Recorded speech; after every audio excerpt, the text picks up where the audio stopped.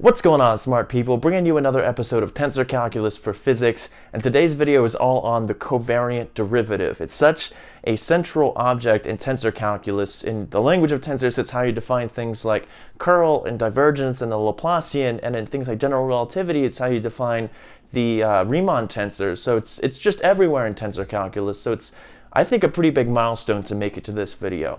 Now, in the last video, we talked about taking the derivative of vectors and tensors, and we asked the question, is the end result going to be a tensor? And we found that in general, the answer is no. You get these offending second derivative terms that seem to spoil the transformation rule for tensors. And then we also we found the definition of the affine connection.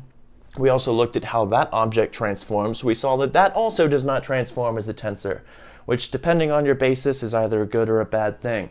Because from one frame, it kind of looks like maybe tensor calc isn't the way things should be described, if nothing tends to transform like tensors. But I said that there was a bit of a glimmer of hope.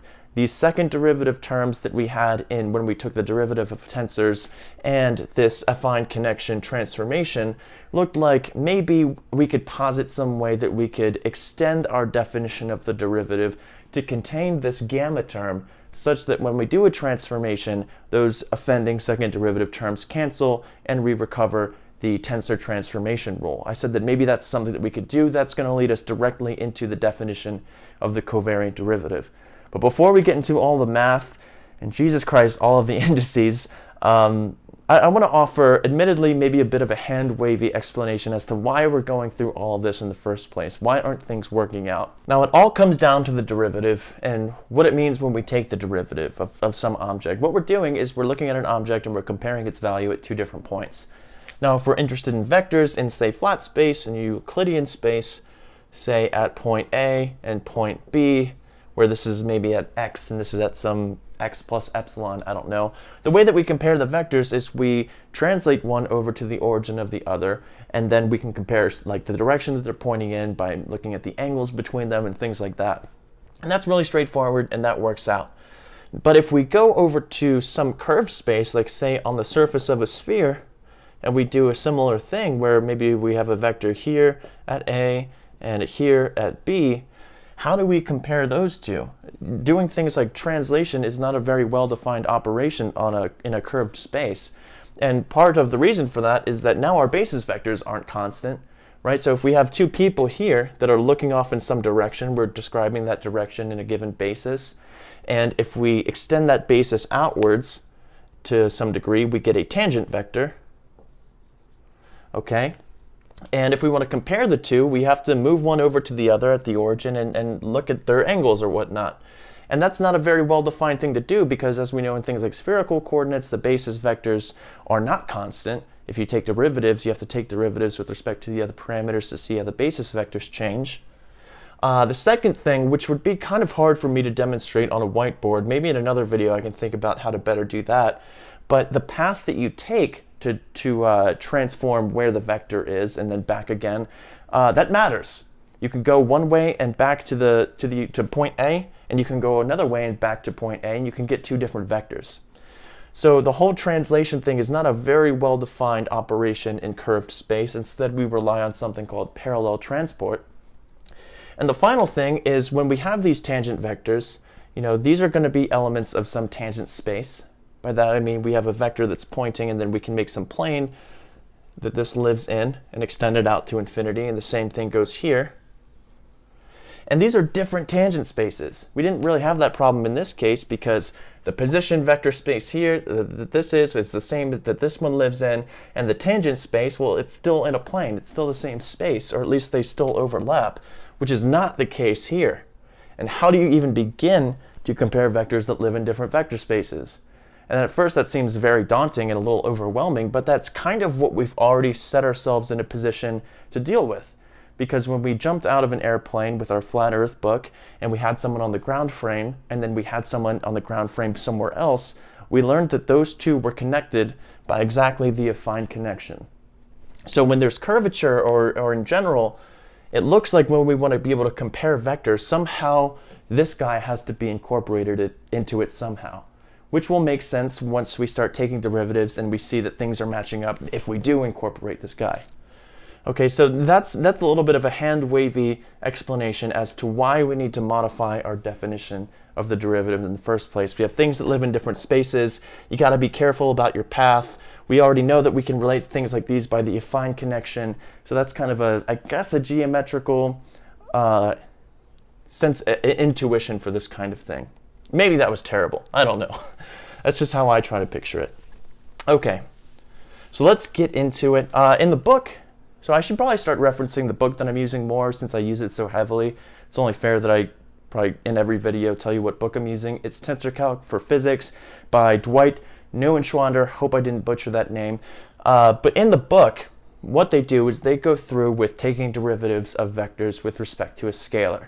That's what we did in the last video. It's an easier thing because when we do transformations, the derivative with respect to a scalar, when we go to a different basis, that derivative part doesn't change, right? But if it does, if we have like a derivative with respect to a coordinate, we know that that does change. It changes via the chain rule. In the book, when it starts to define the covariant derivative, it goes through with a scalar. It gives you hints on how to show that it still transforms as a tensor. And then it just says it's more tedious to do it if you take derivatives with respect to coordinates, and it leaves it as an exercise. From my own personal experience, I think that it's more important to know where that one comes from because it pops up not only in general relativity, but in things like quantum field theory. Granted, it's a different type of covariant derivative. It's called a gauge covariant derivative. But with those kinds, you're taking derivatives of vectors or tensors with respect to coordinates. And before you can put any faith into saying, oh yeah, and we're guaranteed to have a vector or tensor after doing that, I think it's really important to know how that transforms and show that it works, even though it's a bit more tedious. So if you have the book, it gives you hints how to do it if you're taking derivatives with respect to scalar. We're going to do it the hard, tedious way because that's just how we do things here, I guess. And I said that when we take derivatives, we get the second derivative term. I don't think I demonstrated that for taking derivatives of a vector with respect to a coordinate. So let's go through that real quick. So let's say I want to take the derivative of some vector A. I'm going to put primes on there for now. dx prime mu. Okay, so we have the primed frame, and what we're going to want to do is express it in terms of the unprimed and see if it's a vector or not. Or in this case, since we have on the left-hand side two indices, one up top, one on bottom, is this a second-rank mixed tensor? So this we're already saying, I'm saying this is a vector, it's a 4 vector. So we know automatically how that transforms. So we have dx prime mu. This transforms, so we should have the unprimed, so we'll do that a nu. And then the transformation coefficient, prime lambda, dx nu, sum over nu, and we just get the lambda, and then the d mu. Cool. Now what I want to do is I want to take the derivative of this guy, and we know how this transforms. This was our prototype for how covariant vectors should transform. It transforms via the chain rule here. So this is going to be some, let's say, dx sigma dx prime mu d over dx sigma, acting on dx prime lambda dx nu a nu. And this is why it's a bit more tedious to do this for the derivative with respect to the coordinate case, is because this guy transforms, but if we took the derivative with respect to, say, the proper time, we wouldn't have to go through this chain rule mess. Okay, so let's go ahead and do the product rule here. So this is going to give us a dx sigma dx prime mu. And let's attack this guy first. That's just going to be a d squared x prime lambda dx nu, sorry, dx sigma dx nu. We're assuming that we're working in no torsion, which means that the order of the derivatives wouldn't matter, but just for consistency, we'll keep it that way. And then the a nu, sorry, and then plus dx sigma dx prime mu dx prime lambda dx nu d a nu dx sigma. Okay. And what this says here, this would be the regular transformation rule if we had a second rank mixed tensor, right? This would have, we're summing over nu, we're summing over sigma, and we're left with lambda prime and mu prime. So that's exactly how a second-rank tensor that's mixed would transform, but we get that offending second derivative term here. Okay. So in the last video I said maybe we can add an affine connection term to cancel that guy. And if we look up at how the affine connection transforms, we see that we have a second derivative term here. It's dx squared prime lambda rho sigma. I mean, this is just naming. We're summing over nu and sigma, so it doesn't really matter what you call them. They're dummy indices. So that matches. We've got a d rho d sigma prime. We've got that guy here. And then, well, I guess it would be this one. And then we've got an additional term, but whatever. So it looks like there may be a way that we can add this guy to our definition of the derivative such that it cancels with this, and we get that the end result transforms as a tensor. Since this has two indices, one on top, one on the bottom, whatever is on the right-hand side after all the contractions should end up with one on top, one on the bottom. So if we want to add a gamma term to this, if we want to modify our derivative such that it contains this, we've got to contract one of these lower indices. That way we still have one on top, one on the bottom. So we'll take as our template for the covariant derivative, we'll say d prime mu a prime lambda. So this big D, pause, is going to stand for our covariant derivative. And we're going to see if this works. We're going to define it as the regular derivative, dA prime lambda dx prime mu, plus this gamma term. So we'll do prime lambda, whatever, mu prime, nu prime. And we need to contract it something so that we only have two indices that survive. So in principle, you could do just an arbitrary 4-vector and see what the math tells you it needs to be. Or we can think a little bit smarter and see that we have an A term here that we have to recover somehow. So let's go ahead and contract this guy with one of those A vectors. So let's do that. So let's do, we need mu prime to survive, so it'll be A prime nu. I'm very sloppy with where I put the prime slash the mu. Just they're the same thing to me, okay? So great. So this is our template for the covariant derivative with respect to a coordinate of a contravariant 4-vector. Let's go ahead and see how it transforms. Well, we already know how this guy transforms. It transforms like this.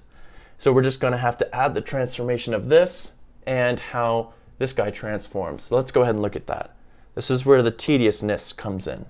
So this is equal to this guy, which is this. So let's go ahead and copy that down. And then we need to add the gamma term, which is going to have two terms that are being distributed to this transformed A prime mu, which we're going to have to write in the unprimed frame. So do I have the room to write that there? Probably not. So I'm just going to, I guess I'll try to write that right here, plus this whole thing. Now let me write this over here just to save some space. Okay? So this is just this part plus that is this. So now I'm going to add the gamma term. So this is plus dx prime lambda dx rho dx tau dx prime mu dx alpha dx prime nu. Then we've got a gamma rho tau alpha, and then we've got this that is being distributed to the transformed this. So let's go ahead and write this guy in the unprimed frame. We used alpha here, so let's go ahead and use beta for the unprimed. So we'll say dx prime nu dx beta, a beta. So when we transform this, this just becomes an A prime nu. So that's all that this is saying. So this is equivalent to this guy. And then the second term. So minus dx alpha dx prime mu dx rho dx prime nu d squared x prime lambda dx rho dx alpha, and then the same thing, dx prime nu dx beta a beta. So this got pretty lengthy. So we've got 1, 2, 3, 4 terms here. And what I want to do now is I want to start forcing some, or recovering some Kronecker deltas. I want to start forcing some index manipulation. So there's nothing that we can do about these guys almost here, except for these are different. These aren't the same, or these aren't both x's. So these guys are going to stay the same. So let's go ahead and write that. So that's just these two terms. And if we look at this guy here, we've got a dx prime nu dx beta. And here we've got a dx alpha dx prime nu. So these terms being multiplied together, these guys here are just going to give a delta alpha beta. Okay, so that's just zeros, and we're summing over, so it's 0 if alpha doesn't equal beta. So when we add all those terms up, we only get the ones that they're equal, so we don't have to call them different things. Let's go ahead and keep the alpha, and let's look at the next term as well. Here we've got a dx prime nu dx beta. Here we've got a dx rho dx prime nu. So this term here is just going to give us a delta rho beta. Okay, so we'll go ahead and just keep the top one. This is going to be a plus. So we're changing the beta to an alpha. Okay, and then these guys go away. So we've got a dx prime lambda dx rho d the hell, oh, that's a tau. You're a tau. dx tau dx prime mu.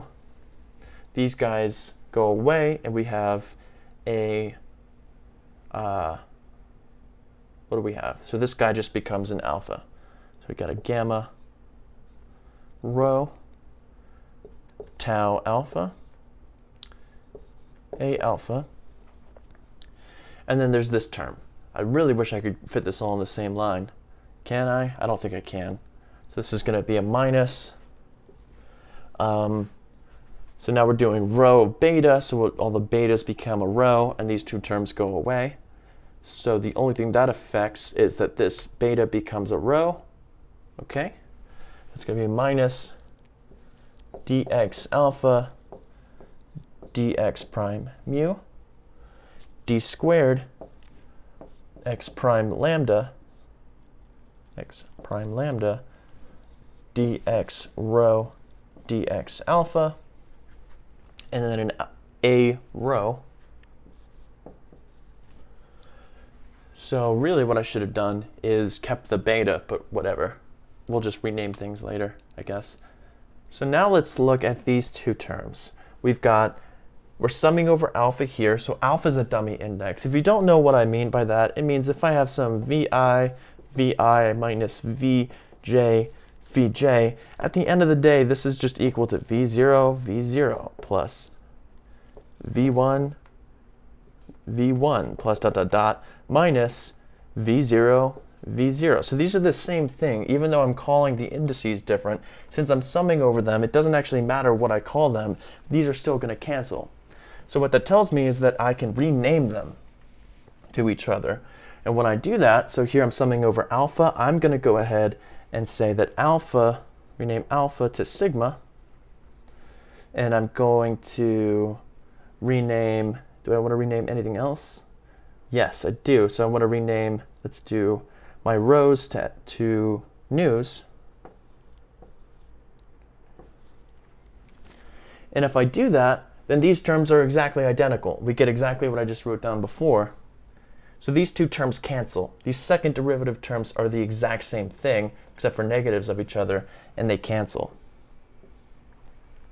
So that tells me that d prime mu a prime lambda is equal to this dx sigma dx prime mu dx prime lambda dx nu dA nu dx sigma plus, and now I want to do some other renaming. So here we have, let's see, we've got a dx prime lambda, dx rho. Are we summing over rho? Yes, we are. So we can rename that to whatever we would like. And here we have a dx prime lambda, dx nu. So I'm going to go ahead and rename rho to nu. Is there anything else? So what about the tau? I don't think I want that tau. So we've got dx sigma, dx prime mu, dx tau, dx prime mu. So I'm going to rename my tau to sigma. And what that actually allows me to do is it lets me factor these terms out. So instead of writing all this and then writing another line, what it allows me to do is write this as dx sigma, dx prime mu, dx prime lambda, dx nu, parentheses. So I'm just factoring out now that I can just rename these indices. Then I have a dA nu dx sigma plus gamma, and I renamed rho to nu, so gamma nu, and I renamed tau to sigma, sigma alpha, A alpha.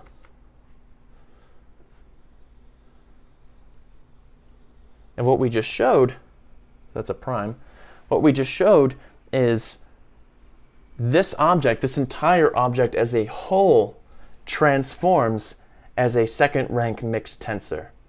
So it's not just the partial derivative of a vector that transforms as a vector or a tensor or whatever. You need to take in combination these affine connection where you're linearly transforming the old vector, and then the entire combination does in fact transform covariantly. It transforms as a tensor. So as you might be able to guess, it matters what you're taking the derivative with respect to, and it matters what you're taking the derivative of. So if we were to be taking the covariant derivative of a covariant vector, the only thing that would change is this plus would be a minus sign if we were to have a lower index here. And if we were to be taking the covariant derivative of a contravariant vector, but with respect to a scalar, what we would get, so if I said d a prime lambda over d tau, where tau is some scalar, we would get the regular partial derivative, so d prime lambda over d tau, plus, now if we want to introduce our affine connection, the left-hand side only has one remaining index, so we're going to have to contract it twice. So this would be plus a gamma lambda prime, mu prime, nu prime, and then we would have a dx prime mu d tau, and then the a nu prime. So this would be if I were to take the covariant derivative with respect to a scalar. You get this this total derivative here of the coordinates, of the new coordinates with respect to the proper time, in the same way that if you were to take the regular derivative of a vector with respect to a scalar, you get that term as well. So it's just saying, oh, by pattern matching, I should introduce this also to my affine connection term. And that's all there is to it. That is how you define the covariant derivative. It guarantees such that if you take the derivative of a vector or a tensor, the end result will be bumped up one notch in the covariant part in the rank of the tensor. So if I have a contravariant vector that I take the covariant derivative of, it's now going to have a lower index. Or if I take the covariant derivative of a covariant vector, it's now going to be a rank 2 covariant tensor, and so on. So I hope you guys found this video helpful. In the next video, we will be talking about how to relate the affine connection to a metric. You may have noticed that nowhere throughout any of these videos have I used the word Christoffel symbols. That's because the words Christoffel symbols are usually reserved for once we've imposed a metric, we've imposed a basis, and then we can define the connection coefficients in terms of that metric. And we can define that a couple ways, Christoffel symbols of the first and second time. So that's going to be the goal of the next video. And then after that, we'll start talking about curl and divergence and the Laplacian. So congrats, guys. You made it past the covariant derivative and hopefully made it through all of these indices. Let me know in the comment section if you enjoyed the video, and I will see you guys there.